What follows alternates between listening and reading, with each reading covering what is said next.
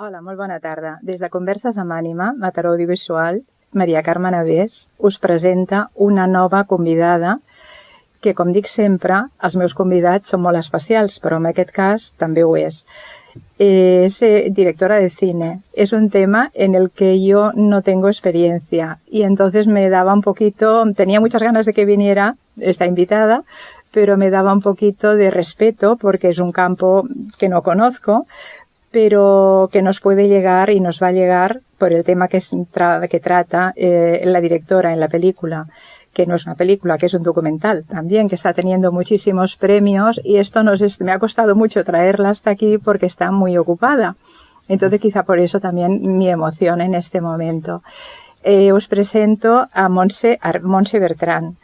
Montse, muy buenas tardes, bienvenida al programa. Buenas tardes y muchas gracias por invitarme. Es un placer estar aquí contigo y compartiendo. Para mí, para nuestros oyentes, seguro que también lo va a ser, porque vas a tratar un tema como directora de cine, lo has elaborado muy bien, como guionista, que también eres guionista, pero en este sentido vibra mucho con tu entorno, con tu familia, con un tema muy especial que tiene que llegar a muchísimas personas que se sientan o que tengan personas en el tema de inclusividad en su familia también.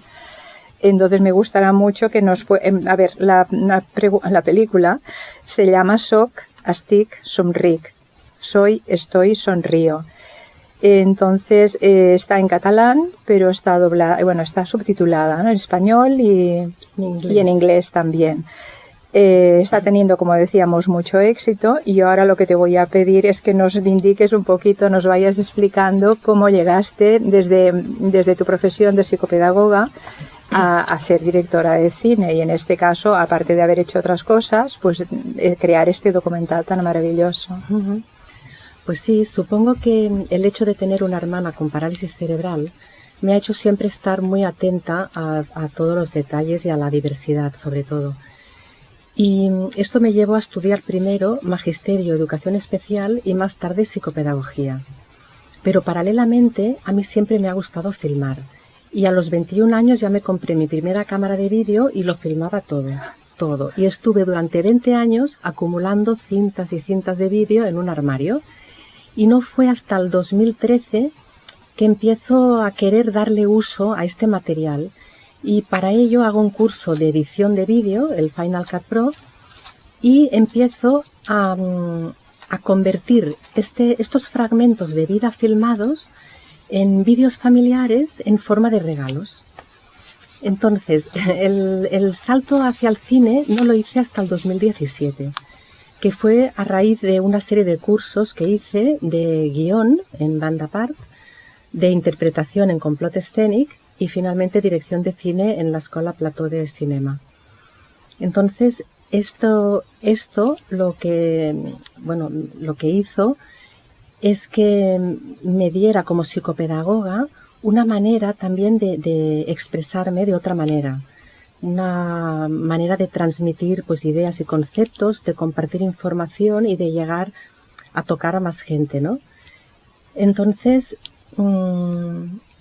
a partir de aquí, de este momento, es cuando yo empiezo a escribir, empiezo a producir y empiezo a dirigir. Entonces, por lo que hace referencia a la escritura, destacaría un poema visual que trata de la identidad sexual, que me publicaron en el libro Al cos fragmentat, de venta en el Magma. Como producción, destacaría el vídeo corporativo que hice para la empresa Neovital Health, que muestra un poco los beneficios para la salud de la fitoterapia para todas las personas, pero especialmente para los niños, ¿no?, los neopeques. Y en lo que hace referencia a la dirección de cine, pues destacaría mi primer corto, que se llama Nido de gusanos, que trata de la relación de dependencia y de abusos de una madre con su hijo, y que está enmarcada dentro del género negro, y que hace poquito se ha proyectado en el auditorio de la Biblioteca de l'Eixample en el Centro Teresa Pàmies de Barcelona. Y ahora pues vengo a presentar mi último trabajo, que es mi primer documental, que como has dicho antes, se llama Soc Estic Somric, y que se ha proyectado ya en los cines Albéniz de Girona y también en el Teatro Mercè Rodoreda de Sant Joan Despí. Y trata la discapacidad, pero poniendo el foco en las madres cuidadoras, a través de las historias de Enrica Arqué, que es la madre de la Neus Bertran, Rosa María Sancho, que es la madre de l'Àlex Balaguer, y la Rosa Casellas, que es la madre de l'Anna Terán. Que todas fueron compañeras de Enrica, que es tu mamá, las tres madres fabulosas, porque bueno, tengo que decir que tuve la oportunidad de verlo en la presentación en el Teatro Mercè Rodoreda de Sant Joan Despí, que fue un éxito enorme, que salimos con por un lado el corazón encogido, diríamos, pero el otro muy lleno de toda la sensibilidad que se derrochó en hacer esta película. Nos pasaron los minutos volando. Yo creo que todos los que han estado ahí han compartido conmigo esta sensación de que nos faltaba metraje de película, tiempo, pero en ese sentido es un canto al amor, es un canto al amor vuestro, de las familias, de los hermanos, de todo tal como ha ido. Entonces esto nos lo irás, unas pocas preguntas que te iré haciendo, seguramente irá saliendo, cómo lo vivíais vosotros también desde pequeños hasta la adultez de estos niños, que ya no son niños en este momento. Entonces, dime, Montse. Sí, realmente, como has dicho, estoy hablando de mi madre y de mi hermana, sí, ¿no? Enrica es tu mamá, sí, y Neus es su hija, que es tu hermana. Sí, yo vengo de una familia numerosa, soy la cuarta de los 6 hijos que tuvieron mis padres, y la Neus es la pequeña que nació con parálisis cerebral. Sí. Entonces, bueno, desde que nació, Neus se convirtió en el proyecto de vida de mis padres y también nos afectó mucho a todos los hermanos. Todo esto puedo decir que mis padres me enseñaron el concepto de inclusión mucho antes de que esta palabra existiera como tal, porque ellos me enseñaron que aunque todos parezcamos diferentes, todos somos iguales. Y también me enseñaron a tratar a Neus de la misma manera que a mí me gustaría que me trataran. Entonces yo siempre había visto a mis padres contentos, nunca se habían quejado.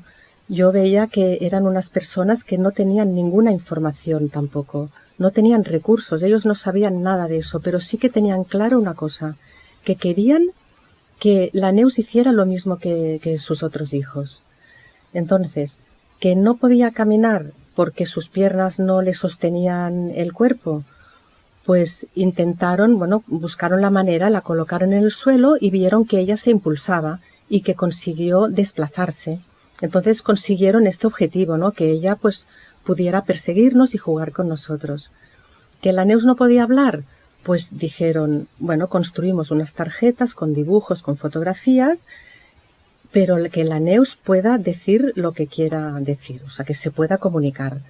Y así lo hicieron, aunque eso requería mucha paciencia por parte nuestra, porque claro, esperar a que levantara el brazo, colocara el dedo, nos señalara, todo un aprendizaje también para los hermanos. De paciencia. De amor.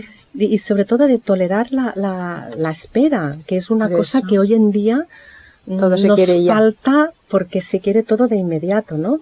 Entonces, fue un aprendizaje muy fuerte, pero sobre todo, yo con lo que me quedo es que mis padres consiguieron que Neus hiciera lo mismo, intentaron que hiciera lo mismo, que participara de las mismas actividades que nosotros. Uh-huh. Y eso es inclusión. Por eso que es la pregunta que te iba a decir, que antes se decía, nombrábamos integración y esto ya es inclusión. Sí, para ti.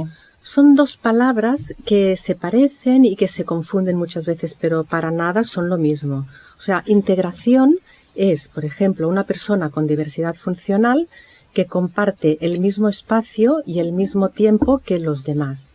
Por ejemplo, en el caso de Neus, ¿no? Pongamos el ejemplo.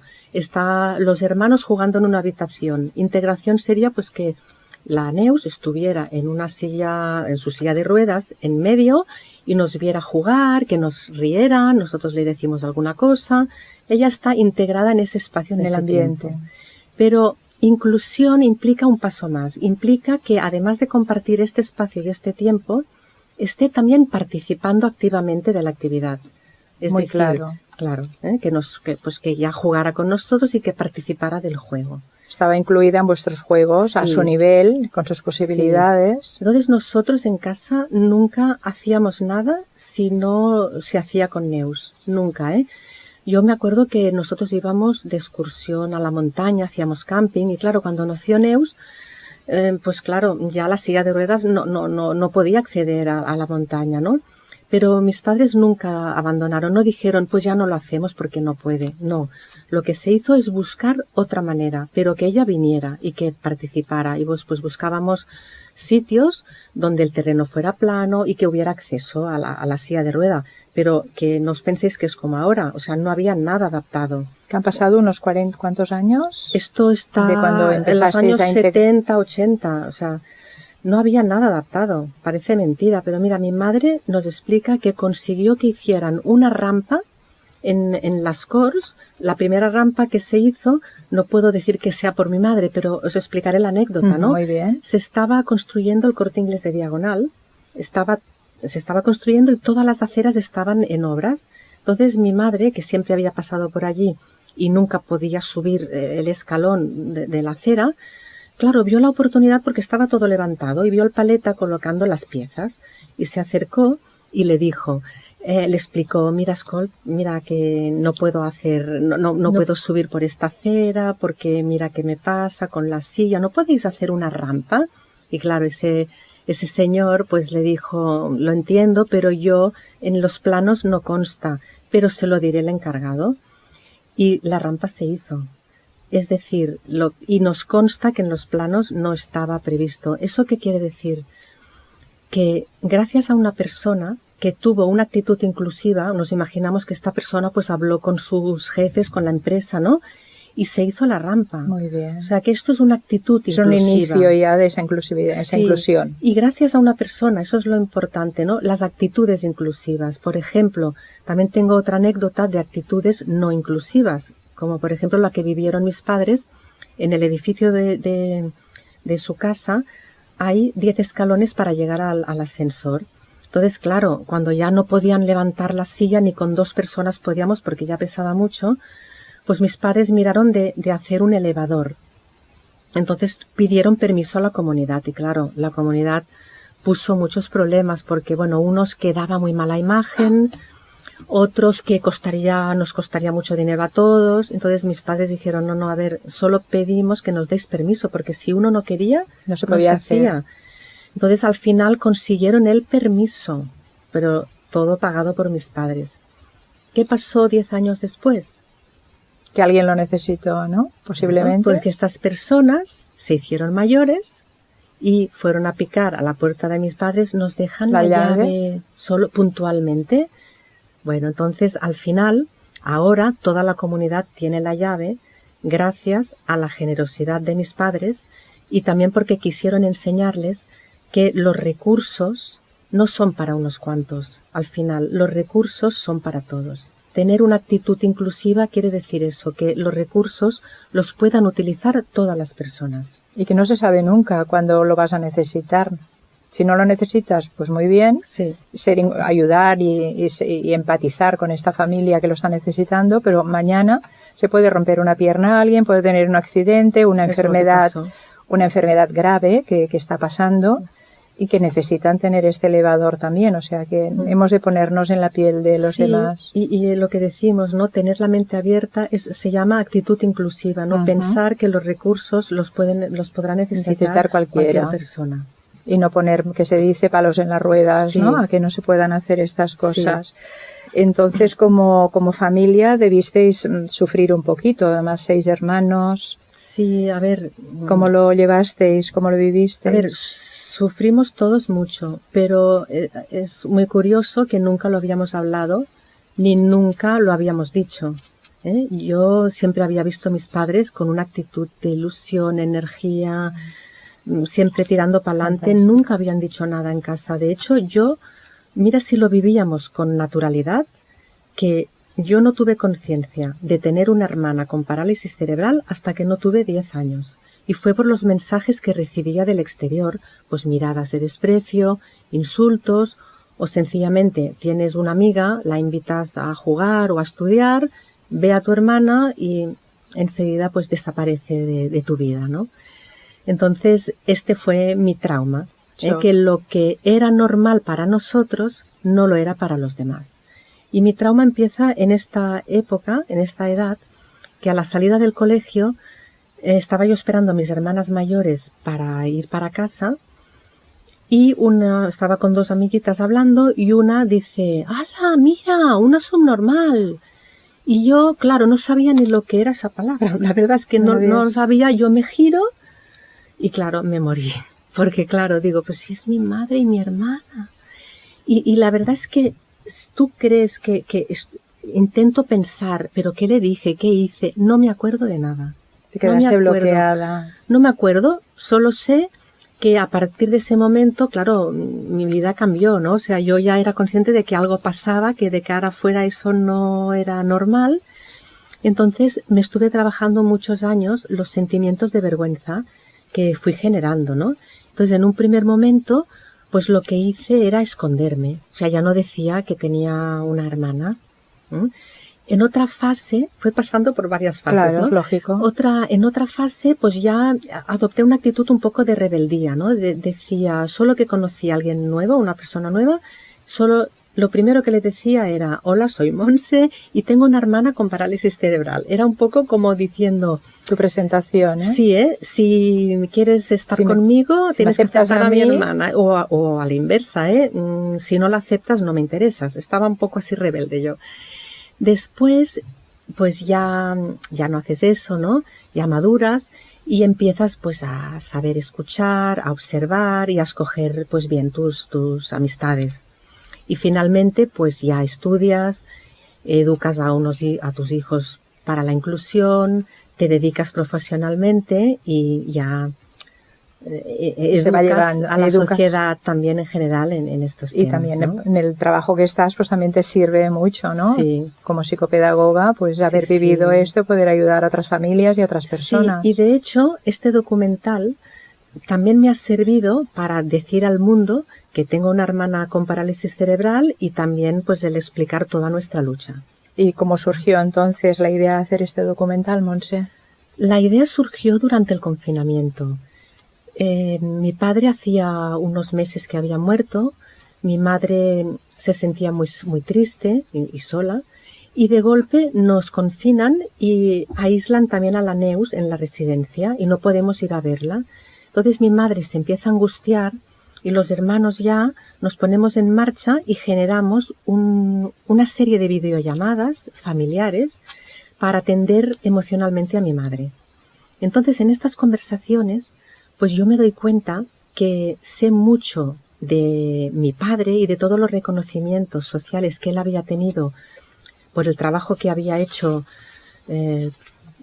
a favor de las personas con parálisis cerebral, pero sabía muy poco de mi madre. Y allí la tenía explicando su día a día con cosas que sabía pero que otras no. Y me resultó muy interesante. Y también me resultó muy interesante las conversaciones con mis hermanos, porque nunca habíamos hablado de nuestros sentimientos. Y fue una oportunidad para poner sobre la mesa pues lo que habíamos vivido cuando éramos pequeños. Y la verdad que fue espectacular. O sea, un trabajo de introspectiva personal y familiar muy potente. Mira, 2 de mis hermanas coincidieron conmigo, teníamos vergüenza. Otra hermana dijo que sentía mucha pena y por eso desarrolló siempre una actitud muy compasiva y siempre estaba mucho por Neus, ¿no? Otra hermana sintió culpa y dijimos, ¿pero culpa de qué? ¿Pero por qué? ¿No? Y resulta que había oído a mi abuela, que era la suegra de mi madre, que un día les decía a mis padres, ay, hijos míos, bueno, en catalán, ¿no? Sí, esto debe ser un castigo de Dios por alguna cosa que habréis hecho. Parece mentira, ¿eh? Entonces, se ve que ella se quedó con esa culpa. Y ella pensó, a ver, mis padres son muy buenos, no pueden haber hecho nada. A ver si he sido yo ¿Qué parte de la culpa? que he hecho. Bueno, o sea, un cacao mental. Pero la versión más bonita la tuvimos con mi hermano Joan. Esta es la versión que nos reímos un montón, porque él quedó alucinado de ¿eso habéis sentido? O sea, él lo había vivido totalmente diferente a nosotros. Él lo había vivido con orgullo. Y nos quedamos y dice, pero si yo veía a la Neus como especial, como una persona que como de otro planeta, decía, ¿no? Dice, bueno, que fardaba con sus amigos, que les decía, oye, tengo una hermana que es diferente, que es especial, pero en positivo, ¿eh? Que, mira, no habla otro idioma, no habla, pero nos entiende. Y no camina con los pies, pero sí con las piernas. Y los invitaba a venir a casa para que la vieran y para jugar con ella a ver si adivinaban lo que quería decir, que teníamos que adivinar todos lo que quiere decir, y jugaban al escondite. Bueno, nos reímos un montón pero eso, reflexionando, me hizo pensar que mi hermano fue el primero de los hermanos que tuvo una actitud inclusiva. Uh-huh. Y como en una misma familia, cada uno lo había, viendo los papás, sí, funcionado con todos de la misma manera, ha hecho la misma educación y todo, cada uno lo vivisteis de una manera diferente, y que nada es lo que parece. Y sin hablarlo. Y sin hablar. Y habéis tenido que esperar todos estos años a poder abriros a través de las pantallas, cuando no podíais estar uno al lado del otro. Son cosas bonitas también de poder, confinamiento que fue tan duro, a que haya traído este regalo para vuestra familia y que luego tú lo elaborases, que es un regalo para el público en general, porque digo, el documental es maravilloso y se tiene que ver. Luego iremos hablando en qué lugares se podrá ver y todo esto, pero yo tengo muchas ganas, ilusión de volverlo a ver ya con otra perspectiva, porque estábamos pensando que no se acabe, ¿no? Como cuando estás leyendo un libro que te gusta mucho y dices, y están en las últimas páginas, miras el reloj y decías que no se acabe, porque era y es un documental muy bonito. Entonces, a partir de ahí, sí, o sea, lo que has vivido con tus hermanos nos lo has explicado. ¿Por qué te centras en las madres? Mira, había tantas vertientes, tantos ámbitos a tocar y hablados, que al final tuve que decidir en qué centrarme, ¿no? Y la decisión la tomé a raíz de estas conversaciones con mi madre, porque sobre todo hice un descubrimiento para mí muy valioso, que no quiere decir que fuera agradable, ¿no? Que era sentir su dolor y su sufrimiento cuando nunca lo había hablado. O sea, para mí descubrir eso fue lo que marcó el tono y el enfoque de este documental. Y entonces, claro, más adelante lo que hice fue pensar si quería solo hacerlo de mi madre o también, bueno, empecé a reflexionar, ¿esto nos ha pasado solo a nosotros o también les ha pasado a más familias? Claro. Y entonces es cuando me pongo en contacto con la asociación ESCLAT para intentar localizar algunas madres, con Jordi González, que es el director general de la asociación ESCLAT, con Mireia Álvarez de la residencia ESCLAT Marina y con Gemma Comas de comunicación, que me ponen en contacto con familias y también me ayudan en algunas gestiones, sobre todo de atrecho del documental. Uh-huh. Y entonces, bueno, estas mamás las escogiste ¿cómo escogiste a las protagonistas? Porque son 3. Tu mamá ya la tenías. Sí. Enrique Arqué, encantadora. La mamá ya la tenía en casa. Las otras 2. Aunque no fue fácil convencerla, porque ella pensaba que íbamos a hablar, que quería hacer un documental sobre la Neus y estaba encantada. Pero cuando le dije, no, eres tú que tienes que hablar, que tienes que explicar tus vivencias. Entonces se quedó un poco desconcertada, ¿no? Pero bueno, al final la convencí y accedió con mucho gusto. Y luego Rosa María Sancho y Rosa Casellas. Sí, va de rosas, ¿eh? Sí, va de rosas. Estas eran amigas del círculo de las amistades de mi madre. Y esto me daba una ventaja, que tenía cierta información previa de ellas y podía jugar con ello.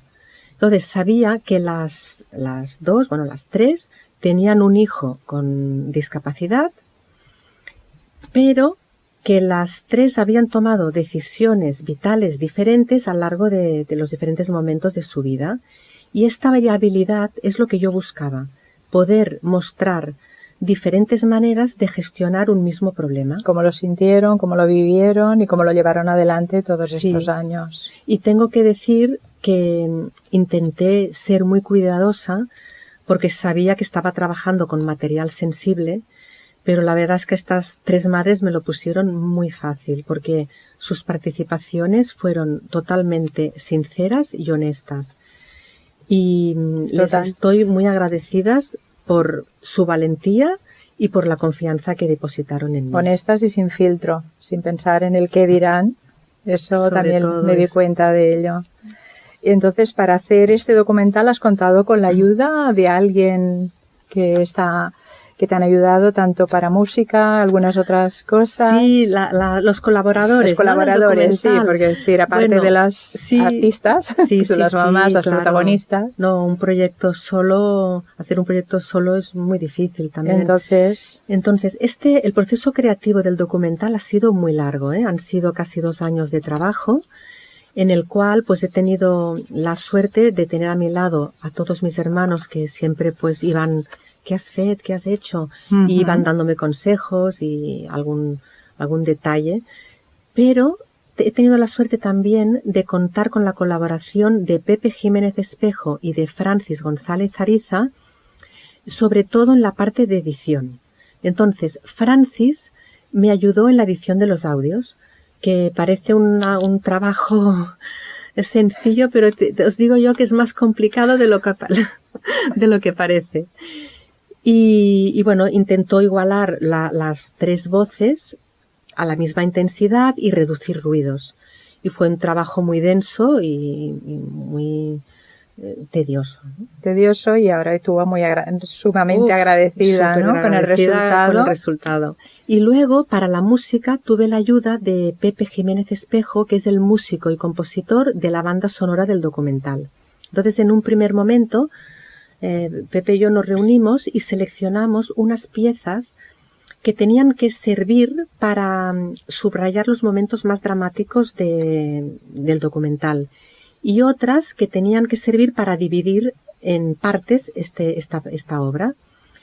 Y cuando el documental ya estaba más avanzado y el Pepe ya sabía un poquito de qué iba la cosa, me ofreció 2 piezas muy bonitas, preciosas, que había compuesto especialmente para darle a la parte final del documental un aire de emotividad y de esperanza.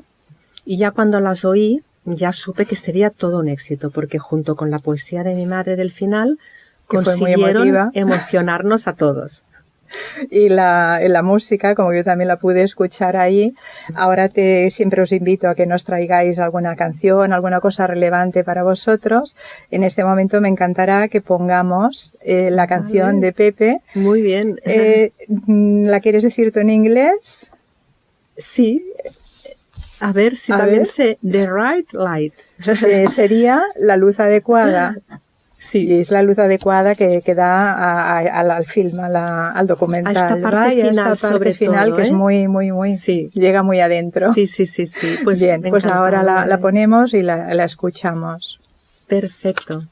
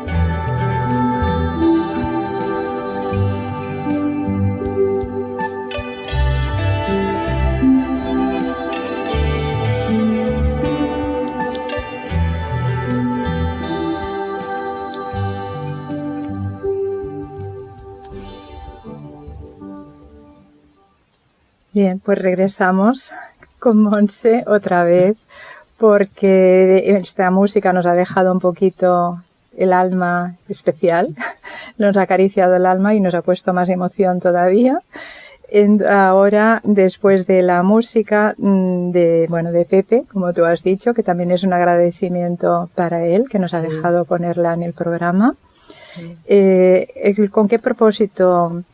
A ver, en los créditos dices que con este documental haces un homenaje a tu madre, pero que se lo dedicas a tu padre.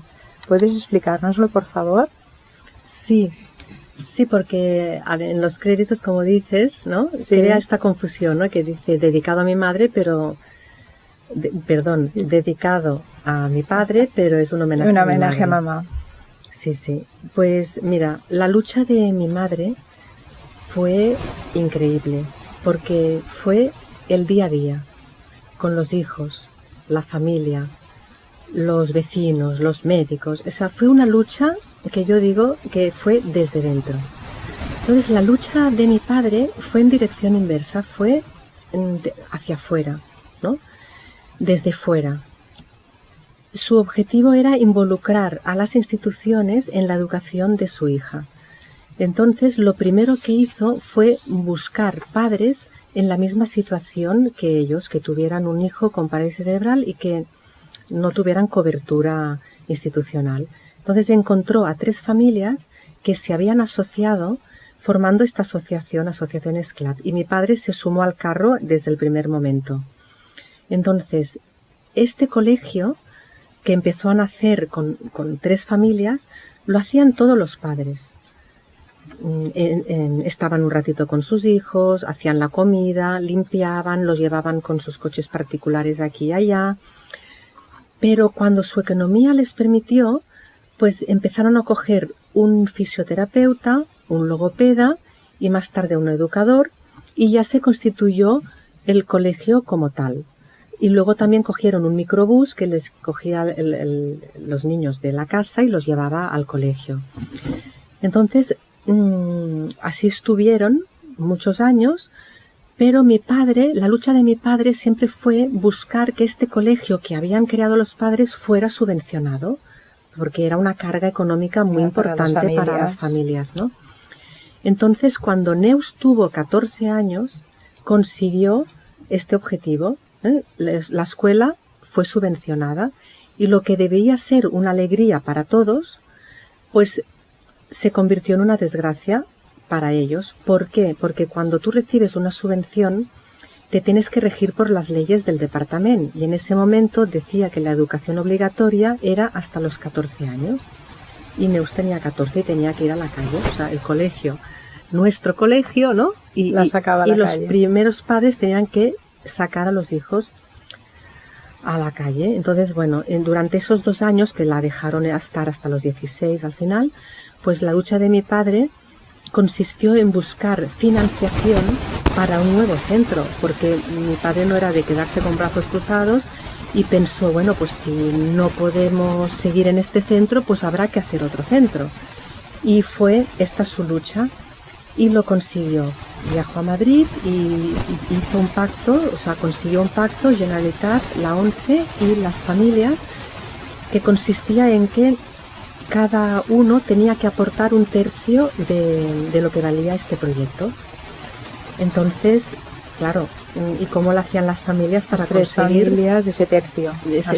Asumirlo, ¿no? No, en ese momento ya habían más familias, ¿eh? Cuando cogieron al educador, al logopeda, ya abrieron puertas que otros niños, papás. Es que era de voz en voz, o sea, padres que estaban con los niños en casa, sin salir. Supieron que tenían esa posibilidad. Claro, iban. Y entonces, claro, por eso mi padre estaba contento de decir, bueno, hay una escuela para más alumnos, pero claro, ahora mi hija no tiene. Y fue aquí la búsqueda esta. Y al conseguir este pacto se hizo realidad este proyecto, que fue el Centro Ocupacional SCLAD 2 para mayores de 16 años. Entonces, lo que es la residencia llegó después. Eso fue ya el último proyecto de mi padre, que empezaron a pensar, se hacían mayores y pensaban, ostras, ¿qué pasará con nuestros hijos cuando nosotros faltemos? si hacemos, o sea, si esperamos a morir, luego corriendo ponle en cualquier sitio, ¿no? Y doble duelo para las Neus, familias, que para es la niña. la pérdida del progenitor y la pérdida de la vivienda. Es doble duelo, Del ¿no? lugar donde estaba acostumbrada. Entonces, bueno, eso rondaba en su cabeza. Entonces, con los de la asociación SCLAC viajaron por Europa mirando modelos de residencias adaptadas, lo último de lo último, que digo yo, y hicieron realidad este proyecto con la residencia SCLAC Marina. ¿Dónde está ahora Neus? Donde está ahora Neus. Y podrá estar ya.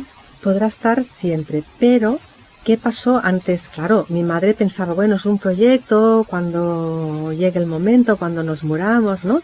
Pero todo esto estaba en su cabeza y al final, fíjate que en la residencia hubo presión porque dijeron, tenéis que ponerlos ya porque hay las plazas contadas y si cuando se ocupen las plazas, luego hasta que un usuario no falte, pues no habrá plaza libre, será más difícil, ¿no? Uh-huh. Había esta presión, pero ellos No aún no. Y lo que fue el razonamiento que hicimos entre todos de decir, a ver, si ahora estáis bien y la Neus va a la residencia, el duelo solo es un duelo y vosotros la podéis acompañar a hacer este tránsito hacia su nuevo hogar. Pero estáis bien, ella no os ha perdido. O sea, de momento, buena idea. Sí, y entonces con este razonamiento hicieron el paso, pero con mucho dolor, como las otras mamás. Y con mucho sufrimiento. Bueno, en el documental ya ves que hay una mamá que aún no ha podido hacer este paso. Se respeta. Y cada uno tiene su proceso y su tiempo y elabora su duelo. Entonces, por este motivo, yo dediqué el documental a mi padre, porque consiguió dar cobertura institucional a Neus y no solo mejoró la calidad de vida de Neus, sino de muchas personas con parálisis de edad, porque claro, atrás dejó 3 centros. O sea, que están ahí. Que están allí. Son proyectos que y por eso recibió la medalla de honor de la ciudad de Barcelona. Tu papá. Por el trabajo y por toda una vida de dedicación. Y el homenaje a mi madre... Para ti es un honor también, sí, ya no el homenaje a tu madre. Sí, entonces yo esto ya lo sabía, ya lo tenía mi padre, ¿no? Y yo ahora quería que mi madre también tuviera un reconocimiento, el reconocimiento de su lucha también desde dentro, ¿no? Y yo creo que con este documental lo he conseguido porque ahora está en fase de festivales y ya tenemos 13 laureles.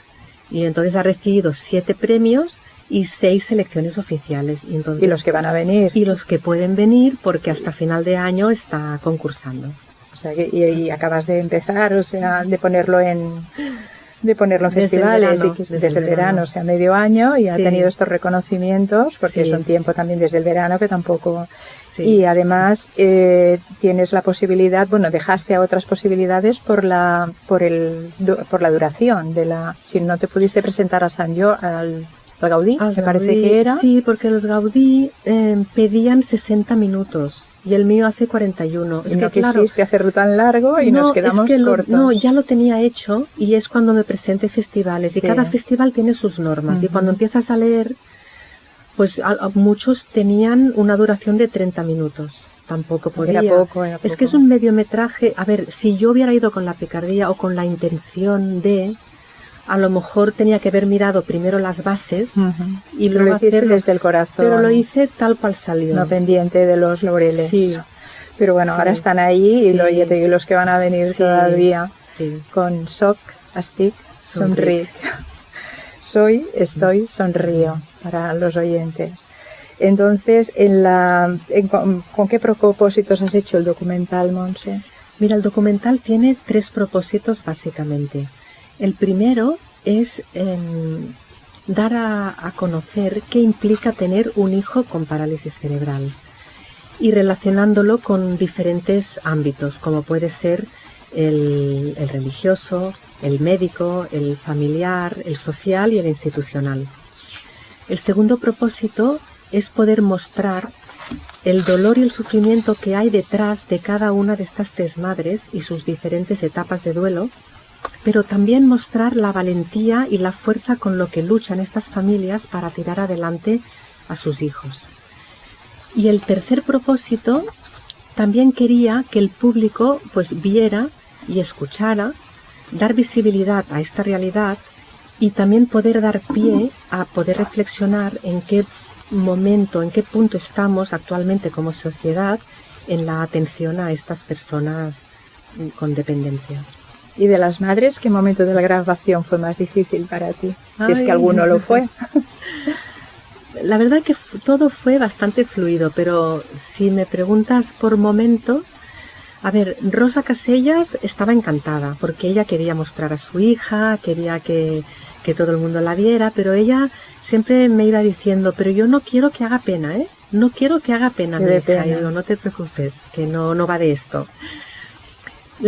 Con mi madre, el momento más difícil fue el de la poesía, porque mira que la había dicho 1000 y 1000 veces en casa, la recitaba de memoria, estaba súper feliz porque había ganado un premio esta poesía cuando ella estudiaba.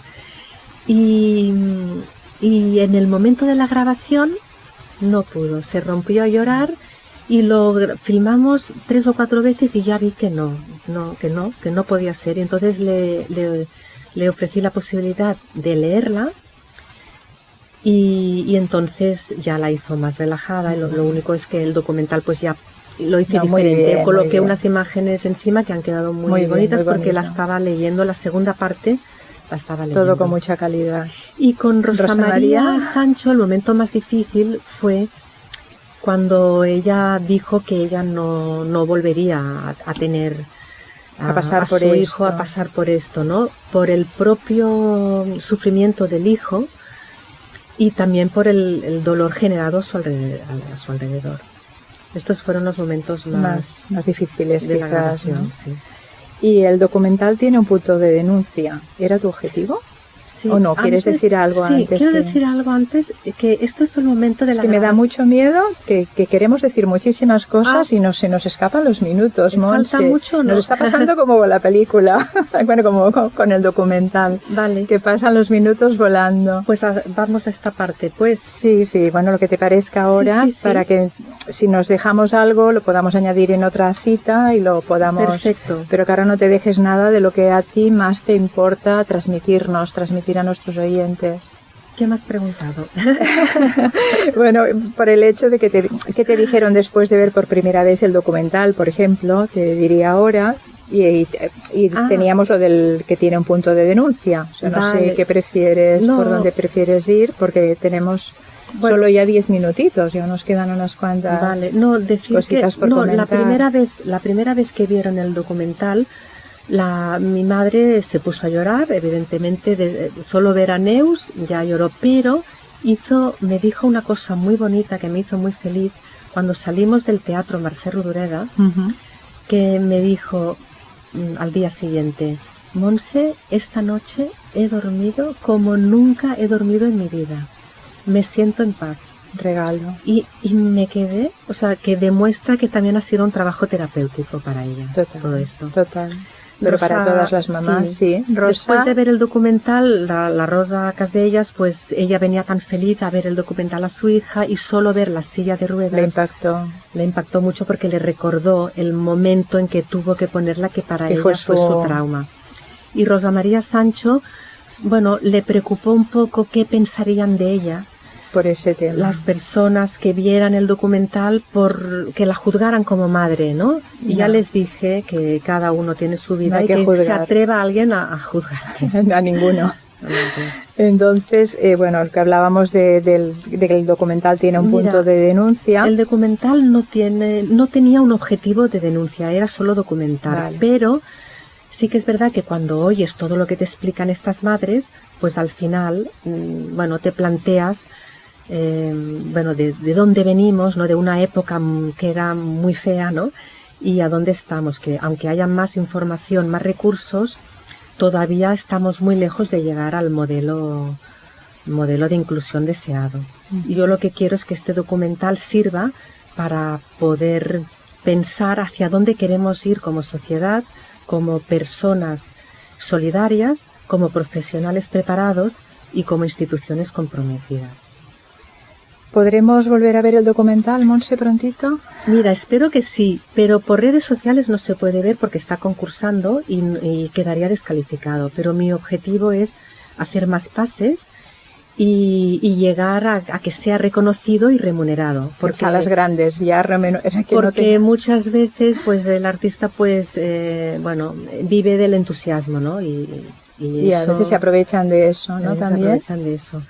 Entonces, yo en este sentido agradezco mucho a Mataró Audiovisual la oportunidad que me ha dado para poder contactar desde este programa pues con cines, teatros, centros cívicos, asociaciones, escuelas de estudios que estén interesados en esta obra y en darle el valor justo al trabajo y a donde llega y lo que puede llegar a más público, a más mamás y papás que se sientan identificados en este tema, ¿no? Sí. Por eso Conversas amb Ànima tenía muchísimas ganas de tenerte aquí.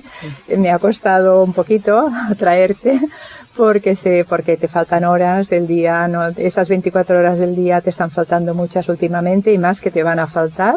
Pero mira, estoy muy agradecida, María Carmen. ¿Por qué?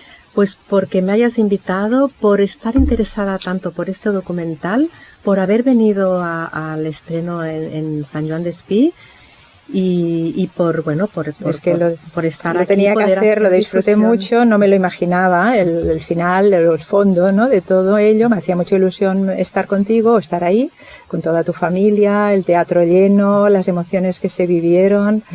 Todo lo que te representó para ti esa noche, que fue muy especial. Sí. Pero ahora para mí es volver a verlo ya más tranquila y por eso te preguntaba que cuándo lo podríamos volver a ver. Esperemos que esté en una sala, grande.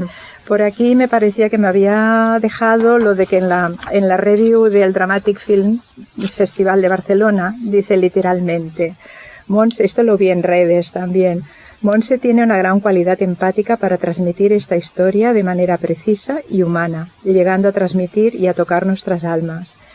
Y también dice, dirección artística y técnica enfocada en los detalles. Esto yo lo puedo corroborar también. A veces me sabe mal ponerme por delante el yo, pero es así. ¿A qué se refiere, Montse? Bueno, todos los detalles suman.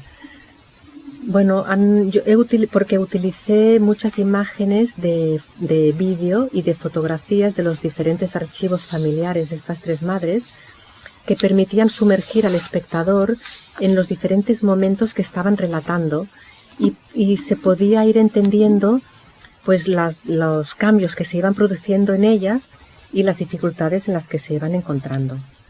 También quise acercar al espectador al mundo de Neus, de Alex y de Ana a través de unos primeros planos que generan mucha incomodidad por la cercanía, por la proximidad, ¿no? Y que también les puse un filtro, un difuminado, que convirtiéndose en el filtro psicológico que subraya los prejuicios que muchas veces tenemos y que no nos dejan ver en profundidad esta realidad y que muchas veces la invisibilizan. También usé muchas imágenes con claro contenido simbólico, como por ejemplo la aparición de la silla de ruedas, que marca el inicio de una historia que será dura y traumatizante y que una aceptación, ¿no? Y que producirá un cambio drástico en la vida de estas familias. Y finalmente, pues las entrevistas, que fueron horas y horas de entrevista, que yo fui seleccionando los fragmentos más significativos, los fui clasificando por temáticas y ordenando de manera que contaran una misma historia con matices y relatos diferentes, pero que juntas formaban una misma voz. Y yo supongo que todos estos detalles es lo que han valorado, pues, y han dado en el clavo. Y han imbuido al espectador a poder vivir lo que vivieron estas madres. Pues Montse Bertran, un placer haberte tenido y tenerte en nuestro ambiente, en nuestra vida, para que nos puedas ir compartiendo más cosas. Siempre les pido a los invitados, igual que la música, que nos dejen una frase de regalo. ¿Cuál es para ti la frase de Cluenda, de broche de oro de tu programa hoy? La inclusión es cosa de todos. Y esto nos lo tenemos que grabar no lo olvidéis. En el alma, ¿no? Sí. Con... Quería, para acabar, sí, finalizar, pues agradecer a Mataró Audiovisuals también la oportunidad de hablar de esta temática y de hacer visible a todo este colectivo y a las personas que trabajamos para hacer un mundo más inclusivo. Pues Conversas amb Ànima te lo agradece muchísimo el que te hayas acercado hasta aquí, nos lo hayas ampliado con tantas palabras de fondo y de forma y de fondo muy agradables para llegar a ello. Agradecemos a nuestros oyentes como siempre porque esto llega muy lejos, se queda grabado en Mataró a la carta, en Mataró Audiovisual a la carta, lo se puede rebobinar ahí, llega a muchos otros países que esta emoción que estamos sintiendo en este momento y que la película también, bueno, que el documental pueda llegar a otros países, sí. También sería muy interesante. De momento ya ha llegado, en algunos de los festivales sí. Ha llegado fuera de Europa también. Sí. Cuando acabe el periodo de festivales es cuando ya tendremos que ver dónde se puede visionar. Entonces la frase es: la inclusión es cosa de todos. Con ella te doy un abrazo muy grande. A nuestros oyentes de Conversas amb Ànima también les digo, sed muy felices y nos volvemos a encontrar prontito. Un abrazo. Muchas gracias. Muchas gracias a ti, Mons. Gracias.